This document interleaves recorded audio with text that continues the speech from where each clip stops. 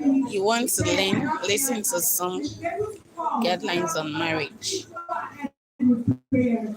I'll be able to make it at this time. And then join in their minds the prayer, whatever they will do. And the Father can generate prayer points for each day for all to pray about. Then we should also make out time to pray our rosaries, do our devotions on November to different days, and also every member of the family should be held responsible for leading prayers on different days. Then finally, there should be prayer intention. Our prayer time should always have should be attached. Prayer intention should be attached to our prayer and prayer time. Then lastly, there are so many concerns we have in the family. Whatever our challenges are, whatever our troubles are, we should always take them to God during our prayer time. Thank you. So for the second question.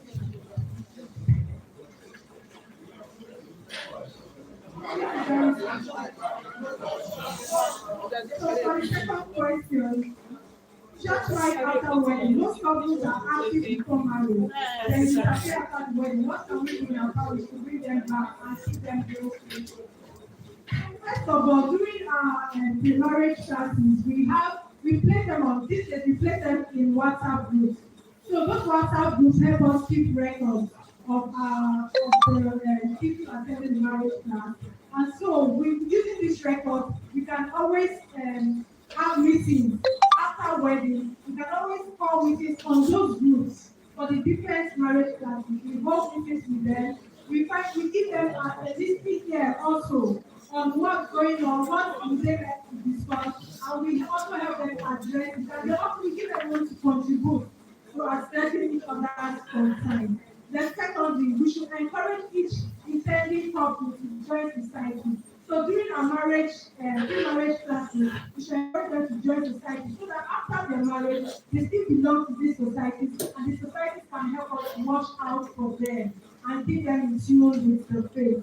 Then thirdly, we should have recall group meetings. So aside from the WhatsApp group where we can address them, we can from time to time call physical meetings and then do the same thing during the meeting. Give them a listening ear and we all help each other address the issue. Then lastly, these meetings should be planned. So we can have a plan and then meet our parish priest and inform him of it so that he puts it into the year's plan for these meetings to hold. And that's it. Thank you very much. Thank you, Ms. Joanna. Group, yes, you present the copy to the community committee. Group 2, please make a presentation. Remember, it is 2 minutes. You will get the hard copy.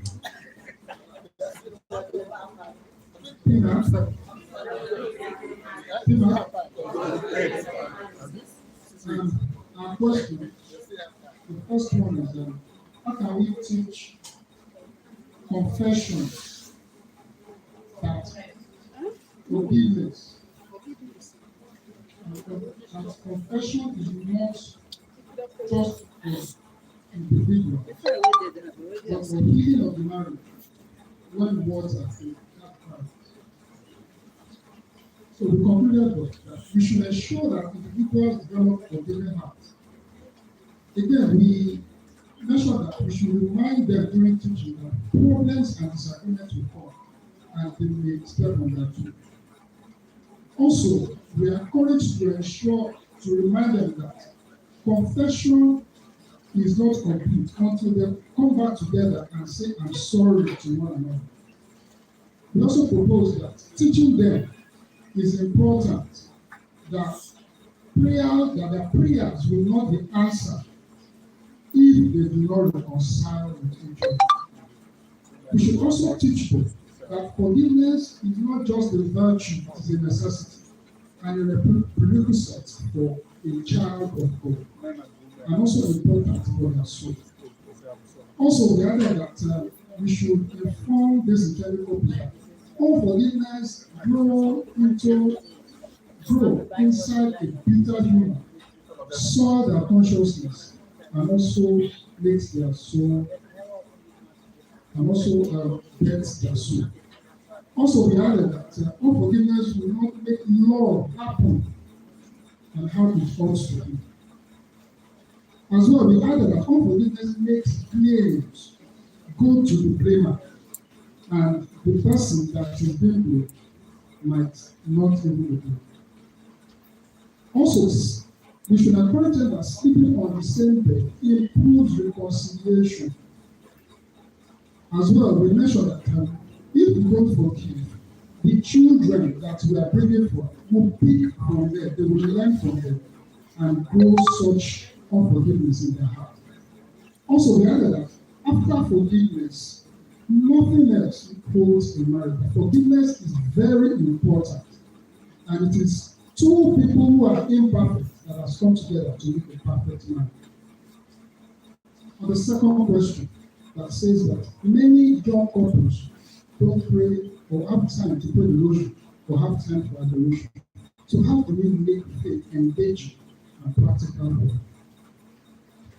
them? First, we mentioned that couples should make effort from beginning, that is even while they are coming for classes, to start learning and accustom that habit, and get accustomed to that habit of praying the rosary together and attending adoration. As well, we suggest that we should encourage them to learn individually and pray together, knowing people that a family that prays together stay together. As well, we said that they must first appreciate what the rosary is about, spiritually, and it's from there that they understand the spiritual value and also inculcate the prayer into their lives. In addition, we propose that we should teach them, these intended couples, that they must attend Mass often, and at the same time, when they come to classes, we should make them recall what they have learned spiritually during the Masses. That will make going to Masses intentional, and they will hold on spiritually. In as much, we also said that we should encourage them to even learn about the divine mercy and pray it often. Also, we should encourage them not just to be church going, but to join pious society. In addition, since we have many young Catholics coming to our classes, we should buy them rosaries and simple prayer books. This will encourage them to learn it and pray it even among their family and children. Also, the word teaches and encouraging instant actions. So these young couples want things that are very fast. So rosary takes time for them. So in addition, we said that we should encourage them to download apps. This application will notify them time for rosary, will make and teach them say the rosary, and at the same time, it will show them the quotes in the Bible where these rosaries are sourced from. And lastly, we encourage them to go to Blessed Sacrament together and also go to confession together. Thank you very much, you two. Present the copy to them. Here, brother. Copy to them, please. Group 3. Yeah. Okay.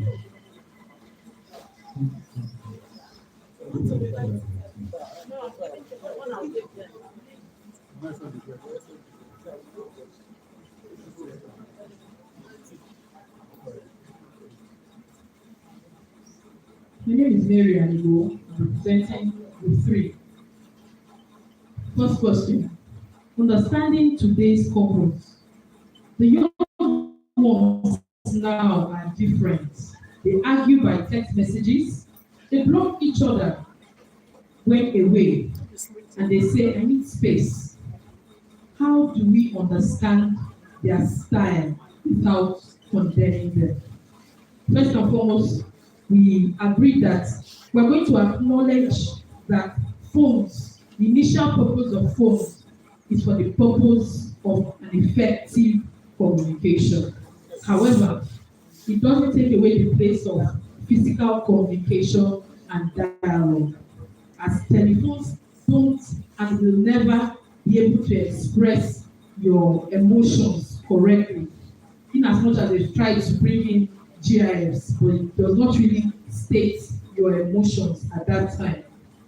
They can also communicate with phones in cases of emergency situations, and then they try to solve other things later physically.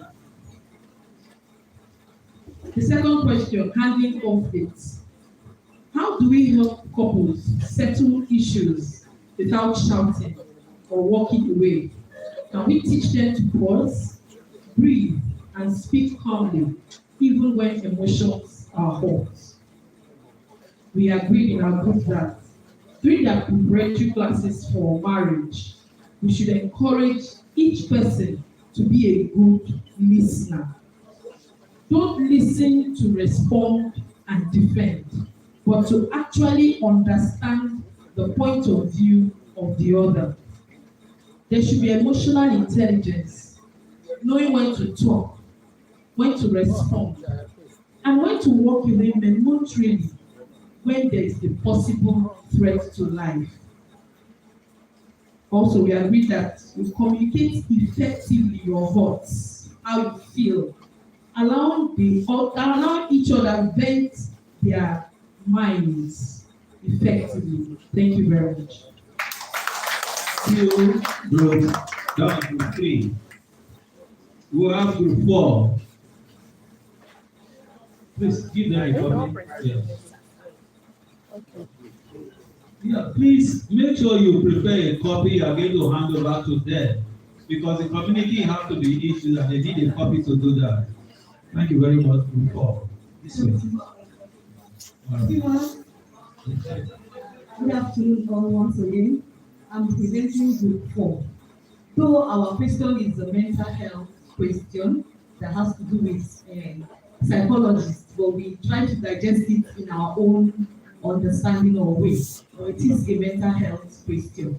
So our question is, sometimes one partner is not just stubborn.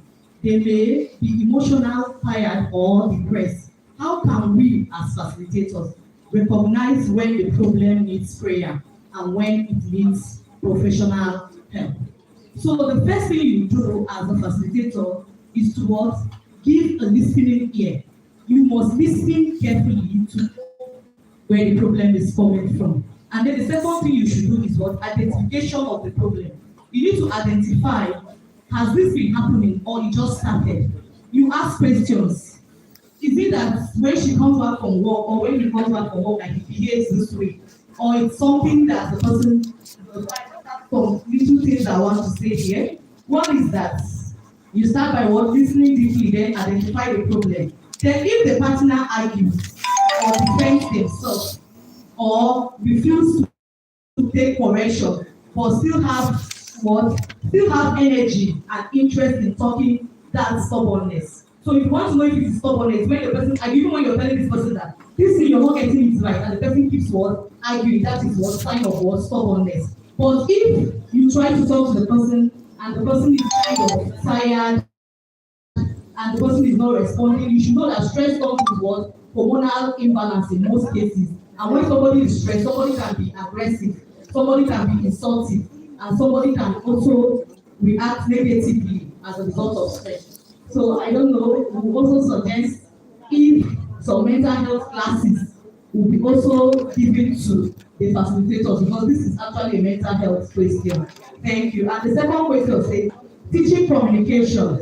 It's a purpose often here, communication is the key. But what does that really mean? How can we teach them to listen with their heart, not just to hear?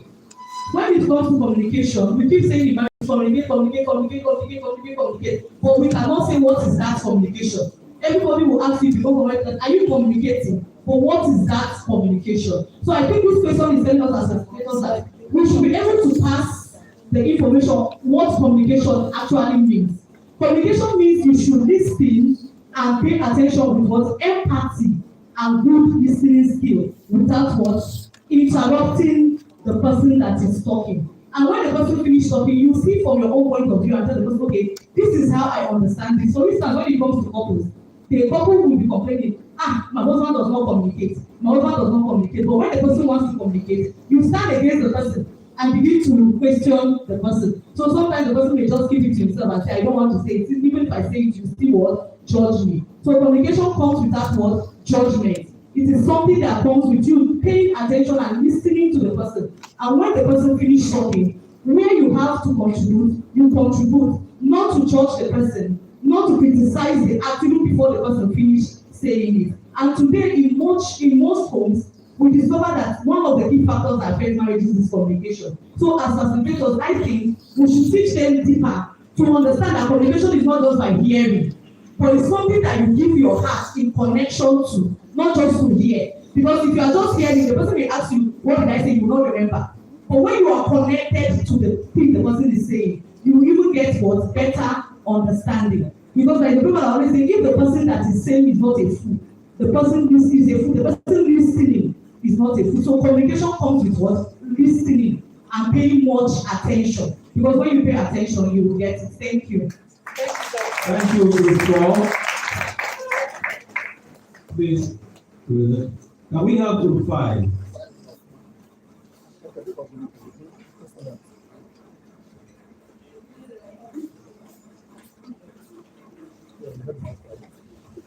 Glory to Jesus. Presenting group 5. The question is concerning tradition versus modern life. We discussed that in the olden days, we grew up to know that our fathers are supposed to cater for the family. They are to provide for the family as the man of the house. But we all know that times have changed. The responsibilities cannot only be left for the man alone. So in this instance, the man is working and the woman is working. And our scenario says the woman, in a case, a situation where the woman earns more than the woman, more than the man, how are they supposed to live peacefully? So we all agree that times have changed, and the man alone cannot be allowed to fend for the family. So in a situation where the woman earns more than the man, all they need to do is, first of all, to embrace the fear of God. Where there is fear of God, it does not matter whether the woman earns more than the man. Because we agree that marriage is for the good of both partners. So whoever brings more to the table should not be a problem. The only thing they should do is to work to the progress of the marriage, to make sure that the marriage works, no matter who brings more to the table. Then we also agree that respect is key. Where there is respect between both parties, it does not really matter whether the woman is the breadwinner or the man is the breadwinner. It is for the good of both of them. Then second question.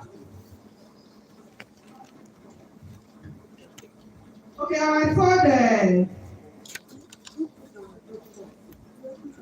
we agreed on mutual understanding. And where there is mutual understanding between the couples, the issue of who brings more, it will not be a problem. Then our second question is on in-law influence. In-law influence among the couples. We also know that in our African setting, we cannot do without the extended family and the in-laws. They are always part and parcel of newly married couples or marriages that are already in existence. There's no how we can live without our extended families as Africans and Nigerians especially. But we agree that there is need for us to set boundaries. Marriage is between the man and the woman.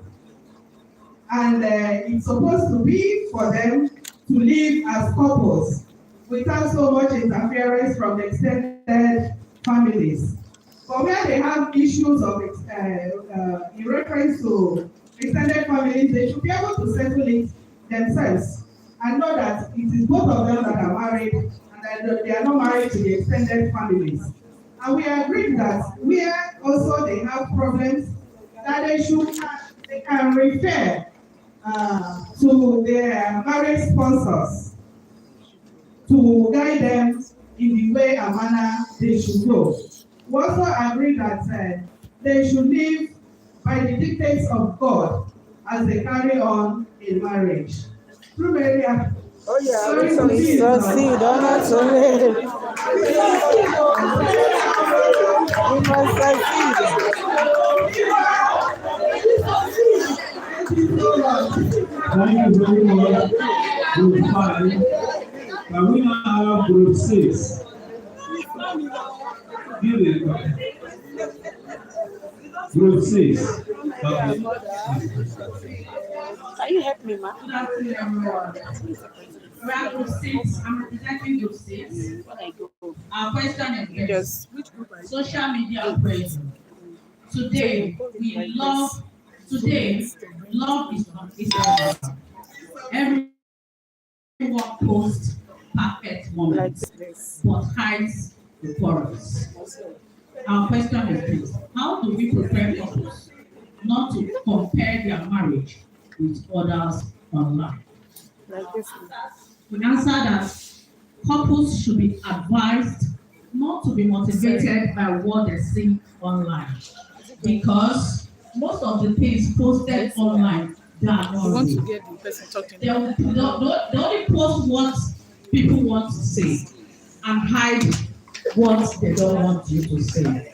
So when they are advised, they should not even share that, because the only thing they post online is the sweet part of it.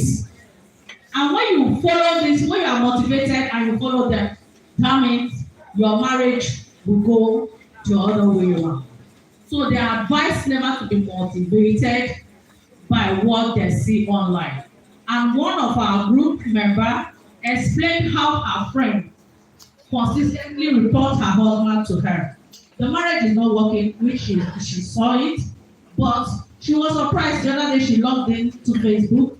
She saw the couple dancing, kissing, romancing, you know. She was like, oh, thank God that this marriage is now really working. She quickly called her, sister, congratulations. So I saw what you posted online. The marriage is now really working. You know, stand and say, which this thing? I beg, I'm not thinking myself. I'm not just post all those kind of things. So you can imagine when couples are not advised. You can imagine when they go online and see these things. When they come home, they start practicing what they know they cannot do. Comparing the other, I say this online, let it be this way. So we should advise them not to be motivated with what they see online. Most persons, they post for intimidations. Some post for packaging. So they should be advised never to follow online. Then our second question is this: how do we keep? He said migration and distance. Migration and distance. Many couples now live apart, one in Lagos and the other abroad. How do we help them keep the love alive when distance becomes third party?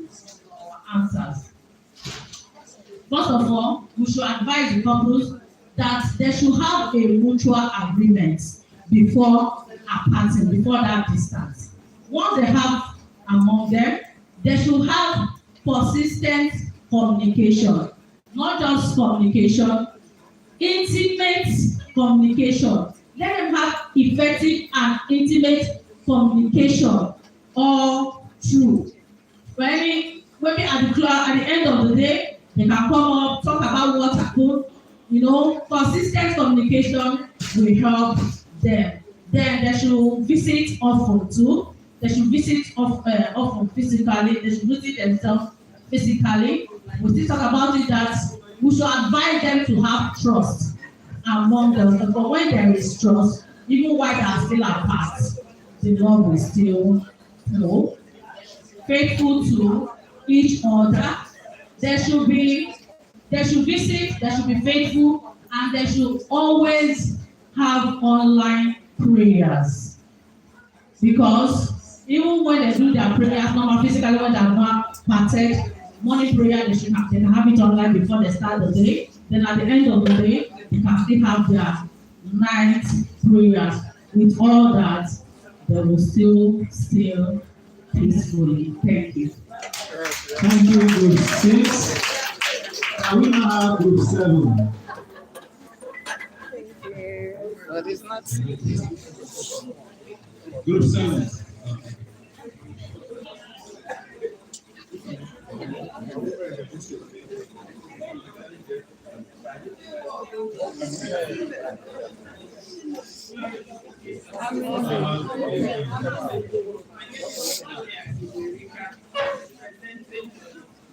Group 7.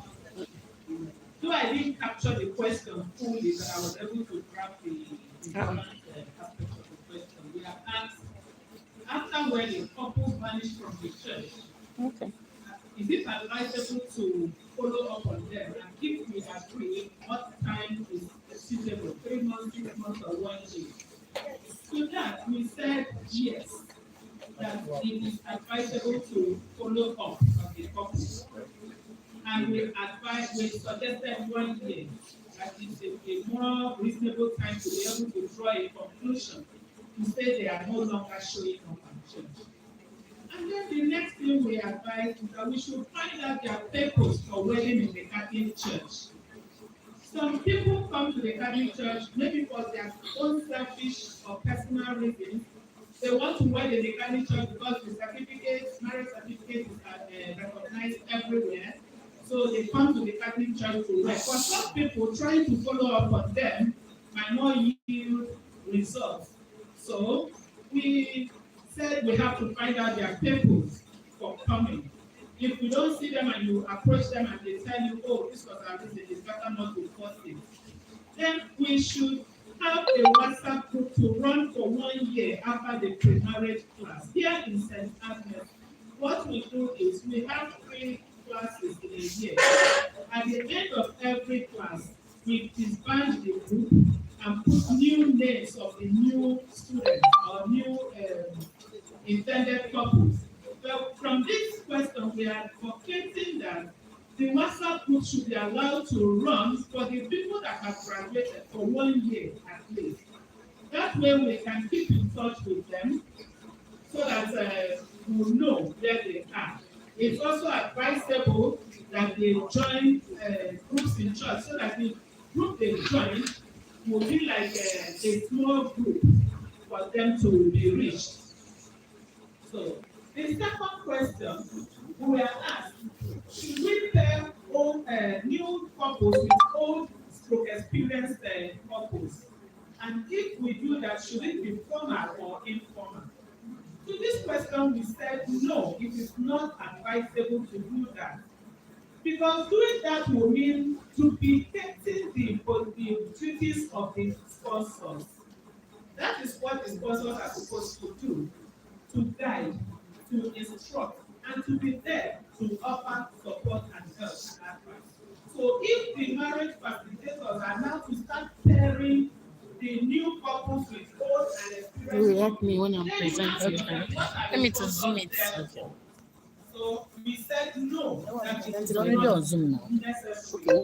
So another thing we advocated during our discussion is that when we should have a day that the sponsor and the intending couples should visit the marriage facilitator and have a meeting with them so that we will drive home their responsibility.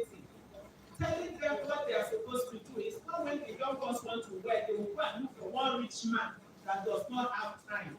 And if you invite him or him and his wife for that meeting, they will tell you they don't have time. So this will also make the intending couples to really understand the role of the sponsor in their marriage. So when we invite them and we talk to them, that will help them to understand their position. And by doing this, we reduce the burden on the facilitators. Then, one of us asked that one of a situation where, like himself, the sponsor is late or something like that. So we advise that the couple can decide on their own to approach any older couple of their choice. And by meeting that couple, you decide whether you want it to be formal or informal. So when you look around in your parish, there are people, there are older couple you admire. Either you like the way they do their things, you like the way the woman carries herself. Those must be the qualities you saw in your sponsor before you chose them. And if for one reason or the other, they are no longer available to play those roles, you should be able to look up and choose by yourself. So it's not the marriage facilitator that will be choosing for you or pairing you or suggesting for you. So you choose by yourself who you will want to continue to play that role in your marriage. So it's like choosing a sponsor, a mentor. So you will know the qualities you are looking for. And even when your sponsors are still available, but you see an older couple that you like the way they do things, and you know you can learn from, which is the whole essence of having a sponsor, you should be able to walk up to them, approach them, tell them, and then have that relationship with them. And it's up to you whether to make it formal or informal. Thank you very much. Thank you, Group 7. Yes. Can we now have the final group? Group 8. The last but definitely not the least.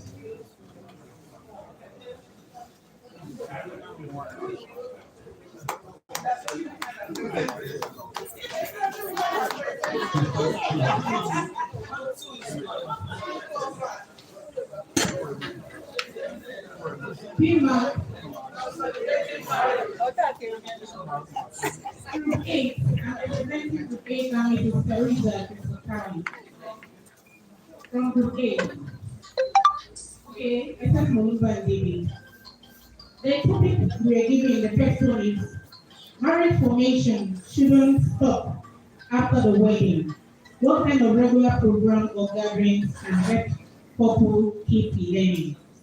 So in our group, looking at the situation of Nigeria and what the church already have on ground, which is a family week, we also suggest that a quarterly seminar should be organized for couple so that they will be able to look at topics like bonding, conflict, finance, and child upbringing.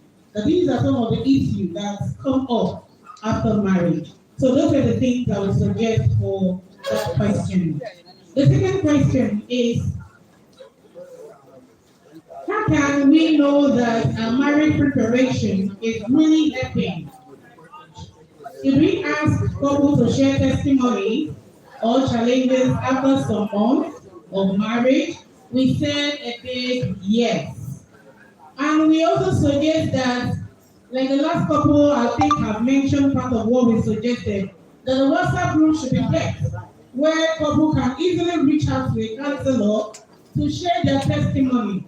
Whether it's not only when there is problem, they should come and share. They should also share their goodies so that other who are in that same class can learn. So these are suggestions. Good memories are welcome, and also if they have complaints. But it should be private. It shouldn't be published on the general platform because it is not everyone that like their problem to be shared with everybody. Even though we are all counselors, you know that there are candidates who are just comfortable with some particular counselor. So that should be respected. Thank you very much. Thank you, Mr. We now expect the community committee to give us something later. Put your acts together so that we can take a view.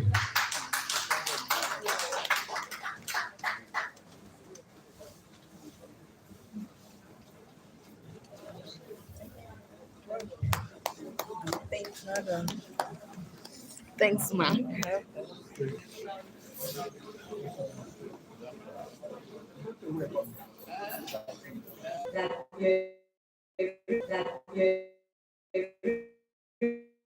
In the course of the migration and distance. This is something we should handle with